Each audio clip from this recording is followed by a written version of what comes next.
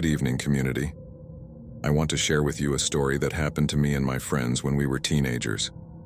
We thought that adventure would be a fun experience that would mark our lives, and it did, but in a completely different way, filled with terror.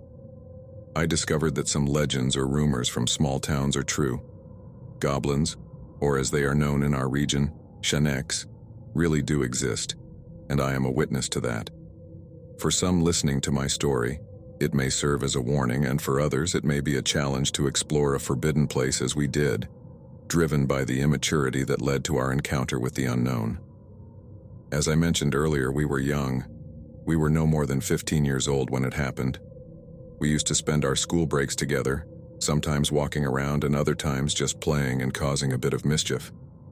Despite everything, we had good grades.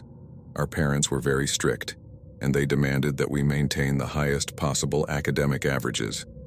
Thanks to that, we were allowed to go out without any issues. In our town, there came a time when we would get bored in the afternoons. We no longer found much fun in street games like soccer, as some of our friends weren't allowed to go out, and there were only 4 of us left. We tried playing board games like cards, which worked for them, but I found an interest in the books at the school library, especially those about history and legends.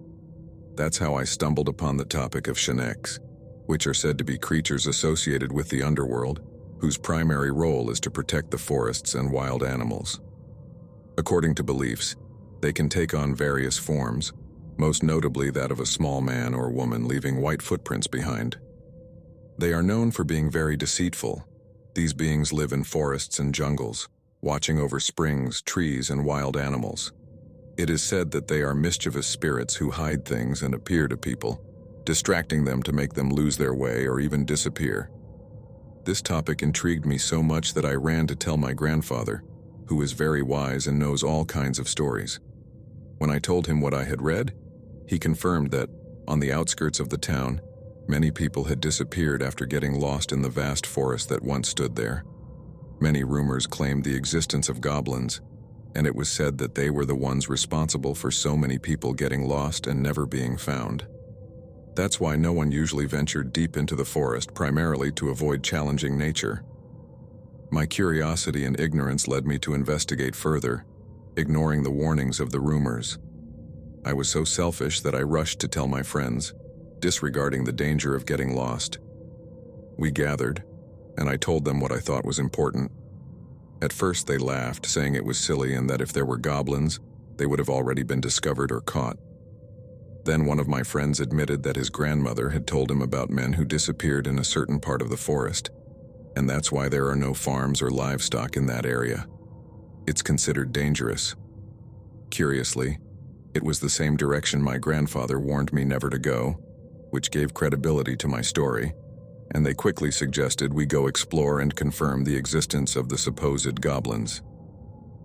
Looking back now, I realize how foolish I was to be excited by such a dangerous idea.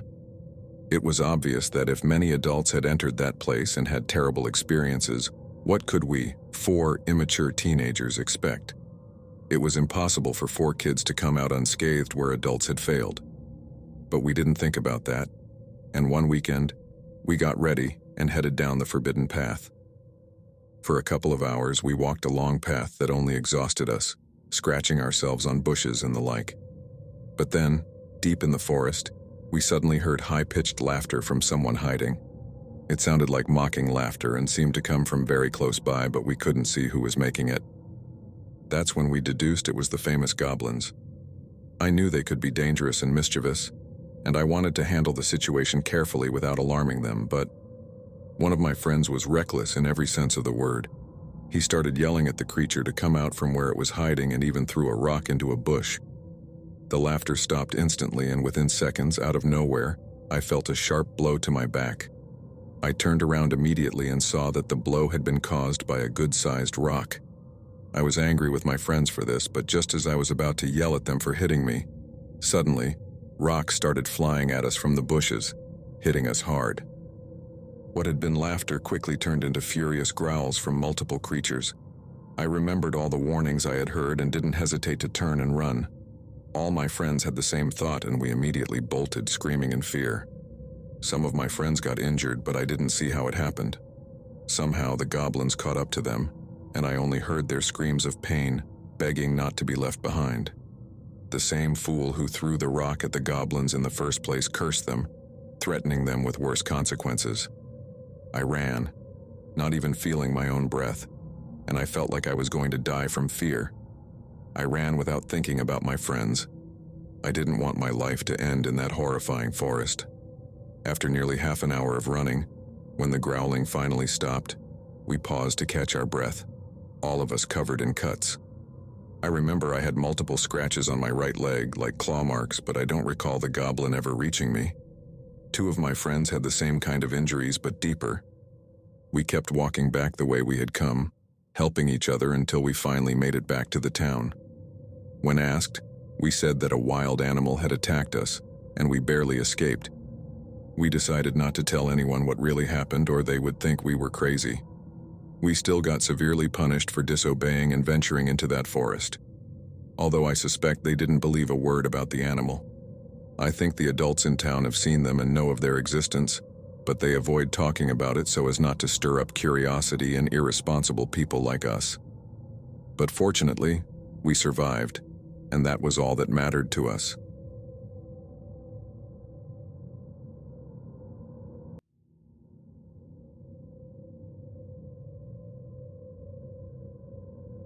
All my life I've heard stories about goblins, small and horrible creatures that bring evil and only seek to stalk the innocent. But I always dismissed them as fantasy beings, created to scare children, or to craft horror stories that would later become legends. I was very wrong, and I had to go through a terrible experience to realize the truth hidden behind it all. I lived with my parents. At that time I was 18 years old, and I loved reading, especially fantasy and science fiction genres. I was fascinated by how writers could make my imagination soar with things beyond reality. I think that's why I was so skeptical. I believed I knew perfectly well the difference between what was real and what wasn't. I didn't watch many movies. I preferred hanging out with friends even though we didn't share the same tastes or hobbies. They didn't read at all and preferred shopping or partying, something I never enjoyed, not even when my parents encouraged me to join. I tried to avoid as many people as possible, which is why I rarely left my room. That's how it happened on the night that changed everything. I didn't do anything to provoke what happened, and I never found answers. It was 2 a.m, and I had a lamp turned on next to my bed that allowed me to see the pages of the book I was reading, when I heard a noise behind the door. It sounded like footsteps, but at first, I didn't pay much attention to it because I assumed it must be my father outside the room. Besides, I didn't hear the door open, so I was certain no one was in the room with me. But I was wrong. The next sound was a mocking laugh, a high-pitched voice like that of a small child, but at the same time it sounded raspy, as if it belonged to an adult. I decided then to point a flashlight toward that area, and I saw it with my own eyes. It was small, no more than 12 inches tall, with a disproportionately large head that didn't seem to fit with its tiny body, although its limbs were thick. Its smile almost reached its ears, and its teeth jutted out from its mouth. Despite its disturbing appearance, the worst part was still its voice. It gave me chills more than its mere presence. I curled up on my knees and let out a faint scream, trying to cover myself with the sheets, and I saw the goblin bring a finger to its lips, signaling for me to be quiet. And then it told me with that horrible voice to come closer. It beckoned me with its fingers, maintaining a chilling grin and showing more and more of its teeth. I had no words to respond and shook my head in refusal. I couldn't even call out to my parents out of fear. It rendered me mute and unable to move. Suddenly the creature dropped the smile from its face and became serious, angry that I didn't obey, and then it started shouting at me, insulting me in the worst way possible. It made me feel awful, and that's when I gathered the courage to scream desperately for my parents. Both of them rushed in alarm, and as soon as they opened the door, the goblin vanished. I didn't see when, but it was no longer there. I told them what had happened, and they searched the entire room but couldn't find it anywhere. I saw that look of disbelief in their eyes. I assured them I wasn't going crazy, that the goblin had spoken to me and all of that. They said they believed me, but their tone of voice told me otherwise. That night was the first of many. The goblin kept appearing, trying to persuade me to come closer, and every time I refused, it got angry until I screamed and my parents came in. There were times when I didn't do anything until the sun rose and the goblin vanished, all without letting me sleep. On other nights, 2 in the morning would come and I'd still be asleep, but then I'd wake up to its growls, and upon opening my eyes, I'd hear sudden movements as if it was running and quickly hiding behind the door, as if it could only speak to me from there. The thought crossed my mind that it couldn't harm me, not unless I approached willingly, and that's why I never did. In the end, I sought help from one of our neighbors, a religious man who knew a lot about witchcraft and strange creatures. I told him everything about the goblin and how it appeared at the same time every night. He believed me and told me he knew about this, but that it was a delicate matter. He said that if I wanted to get rid of the goblin, I had to give it an offering, something it would like, and then it would leave. His suggestion was a gold piece of jewelry, saying that should be enough. That night I searched through my parents' belongings and found a ring, but I didn't realize it wasn't made of gold, but another material. When I gave it to the goblin, it became enraged, thinking I was trying to trick it. It started making terrible growling noises, banging furiously on the door until the noise woke my parents, who found me crying, and then everything stopped. They thought I had caused it, so they scolded me and left me alone in the room. The next night I made sure to give it real gold and lots of it. I took several pieces from my parents' room and left them in a basket before midnight. When it appeared from the shadows, I saw the wretched little monster smile and I watched it jump up to open my bedroom door and leave. It worked, and from that moment, I never saw it again. After that, I started to believe in those stories that seemed unreal. I deduced that their origin couldn't just come from people's imagination. They must have seen or experienced something, just as I did. I was incredibly grateful to the neighbor who helped me, because if it weren't for him, I believe that Goblin would have eventually gotten fed up with me and one day it would have crossed the room to end my life.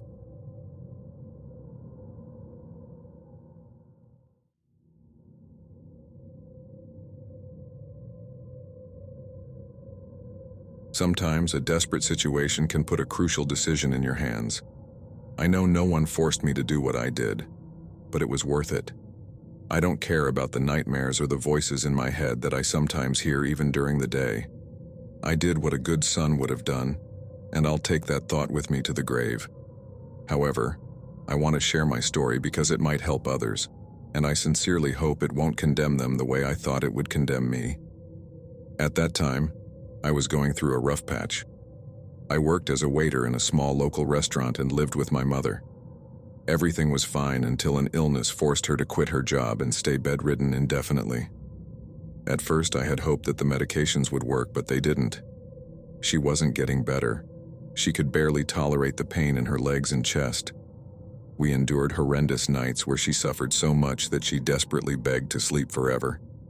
I suffered as much as she did, watching her in pain. It brought me to tears so many times.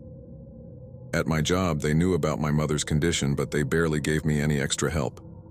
I hadn't been there long, so I couldn't ask for much. The tips were decent, but every now and then, my mother's medication would be switched to something more expensive. That's how we reached the point where we had to sacrifice food to afford the meds. It was tough, really tough. I didn't have any siblings, my father had passed away, and none of my other relatives helped me. I was alone, but there was no way I was going to abandon her. She was the most important person in the world to me. I told everything to some friends, and that's when they mentioned a legend that was told in the town. There was a rumor that, in an abandoned estate that had been deserted for decades, a creature supposedly lived there, a goblin to be exact, that could grant you any wish. In my case, I would ask it to heal my mother. All it asked for in return was an offering, but no one knew what it would want at that moment. At first, the story seemed like a fantasy, or maybe a prank they were playing on me to scare me about that spooky place. In the end, the thought of going to the estate convinced me. My mother didn't want to eat, and I watched how, with each passing day, it became harder and harder for her to breathe. It was clear what was going to happen soon, so I gathered my courage and went to the abandoned estate around 8 o'clock at night. I don't know if anyone saw me go in, but I didn't care. I opened the creaking doors, and the halls were dirty, full of dust and a lot of trash. I walked to the barn where it was said the goblin was hiding, and minutes later, I began to feel that eerie sensation of being watched by someone you can't see. And soon after that, I heard something moving quickly down the hallway. My legs started to tremble, and my skin crawled entirely, thinking that the goblin from the rumors might actually be real. I kept walking toward the old barn until I heard footsteps coming toward me from the front. I stopped before crossing the door, and from a cubicle emerged a very strange creature. Its body was similar to a human's, but I knew it wasn't. It wasn't just a small person. Its head was disproportionately larger than its tiny body, almost like a mask with those dry lips and a smile that nearly reached its ears. Its eyes had a human look, but a deeply unsettling one, making you feel that something was terribly wrong. It approached me, and without further ado, it asked me what my wish was. I carefully explained that I was going through a tough time, that my mother was sick, and that I needed help to heal her. The creature began to smile and pace back and forth, repeating everything I had just told it. It was small, but I was still afraid of it. I didn't have the courage to hit it if something went wrong. Then it said it would help me and save her, but only if I could make it out of the estate, saying this in a mocking and challenging tone. A wink from the goblin was all I needed to know it wasn't joking, and then I turned and ran as fast as I could. That's when everything went wrong. I started to feel dizzy for no reason, disoriented, and my vision blurred at times. Suddenly, I began to hear more laughter from the goblin, but this time it came from everywhere, like it was all around me or like there were several of them. I tried to run faster, but I was too disoriented from the dizziness and the laughter that deafened me, slowing me down more and more. I could hear the footsteps of that creature chasing me, as if it was about to hurt me when it caught up. By then, I didn't know how much farther I had to go to reach the exit. I fell to my knees and could barely get up to take a few steps before falling again. The voices grew louder, as did the footsteps, and that's when I heard a different scream. A man was shouting at the goblin, scaring it away so I could escape. And finally, I made it. I got up as best I could and reached the man, who said he was on his way home when he suddenly heard my screams of suffering coming from the estate. Knowing the legend, he didn't hesitate to rush over to help anyone who might need it. Oddly enough, I don't remember screaming even once. I don't know what happened in that place. Miraculously, over the next few months, my mother started to get better. The goblin kept its word. In the end, I don't think it wanted to kill me. It had plenty of chances. I told my friends what had happened, and they said I shouldn't have gone alone, and that I was lucky because they knew people who tried to meet the goblin and were left mentally broken. Honestly, I don't know what happened there. I only know my mother was saved, and that's all that matters to me. Good night, everyone.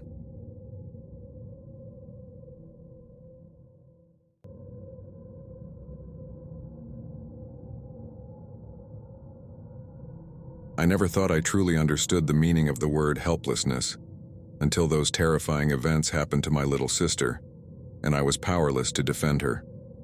No matter how much I screamed or how desperate I felt, nothing worked. I realized there is still much we don't know about sleep paralysis, which is why I want to share my story, although I'm not sure if it will help those who've experienced something similar. My name is Roberto, and I remember suffering from frequent sleep paralysis as a child. My body would become completely paralyzed, and my eyes would force me to see things that maybe weren't real or could have been from another dimension. I couldn't explain it clearly. I've read about it in books, and some claim that sleep paralysis happens because we are caught between the astral and physical planes, causing our mind to be in one place and our body in another, making it impossible for them to connect. It's a very complex idea, but I was fascinated by reading about it. Eventually, my episodes stopped suddenly, and my nights became more peaceful, until I turned 15. By then, I was sharing a bed with my younger sister. It was a large bed, and we were very close. We loved sharing everything, and my joy was seeing her happy. There was nothing I wouldn't do for her, and I feel like evil took advantage of that love to make me suffer and drive me to despair over what was happening. It all started that night when sleep paralysis returned out of nowhere. My body wouldn't respond no matter what I did, and even though I was older, I still panicked. I had forgotten that feeling. I couldn't even call for help. I could barely watch my sister sleep peacefully next to me. I tried to calm down, hoping it would soon pass. Besides, I trusted that I wouldn't see anything strange, but I was wrong. I saw a shadow stretching out from under the bed, nearly reaching the ceiling. Whatever cast it had to be enormous to create a shadow that big, and that filled me with fear. I trembled as I tried to guess what I would see, and to my surprise, what emerged was a small creature, no more than 8 inches tall. The darkness made it hard to see its face in detail, but I could see its eyes, yellow, with an eerie glow, a chilling sight. As it crawled out, I noticed its long, disproportionately large fingers with exaggeratedly long nails. It struggled to climb onto the bed and made its way to my side. I tried with all my strength to move and kick it away, but I was still paralyzed. At that moment, I thought it would hurt me, but it didn't. In fact, it turned its back to me and moved toward my sister, bending down to stroke her hair while whispering horrible things in her ear, telling her that her family would die and that she would be abandoned in an orphanage and things like that. The way it said those words was so sinister and perverse that it filled me with both fear and rage. Its appearance was horrifying, but I wanted to defend my sister. Unfortunately, I couldn't. I was still under the paralysis. Inside, I was screaming nonstop. The thought that it might harm her while I was helpless was killing me, but it just kept whispering in her ear. Minutes passed, torturing me as I watched until suddenly it jumped and crawled back under the bed. Not long after, I inexplicably lost consciousness and fell asleep. When I woke up, I quickly checked under the bed, and there was nothing.